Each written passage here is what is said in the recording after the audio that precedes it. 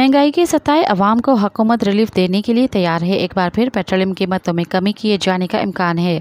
हुकूमत और सनती ज़रा ने अंग्रेज़ी अखबार को बताया कि हुकूमत 1 सितंबर 2024 से 15 सितंबर तक पेट्रोल की कीमत में 2.97 रुपये फ़ी लीटर और हाई स्पीड डीजल HSD की कीमत में 2.31 रुपये फ़ी लीटर कमी की रियायत फराहम करेगी।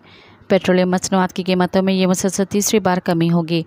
चूँकि बैनुल-अक़वामी मार्केट में पेट्रोलियम मसनूआत की कीमतों में कमी का रुझान बरकरार है, जिसकी वजह से 1 सितंबर 2024 से पेट्रोलियम की कीमतों में कम यकीनी है। ताहम महीने का आगाज़ होने में अभी 3 दिन बाकी हैं और इस दौरान इन कीमतों में मज़ीद उतार चढ़ाव कीमतों में मामूली तब्दीलियों का बायस बन सकता है, जो कि अब तक मुतल्लिका हुकाम ने तय किए हैं। मज़ीद ख़बरन ऐं तफ़सीलात लाइ विज़िट कयो असांजी वेबसाइट www.awamiNewsHD.com ऐं ॾिसंदा रहो अवामी न्यूज़ HD।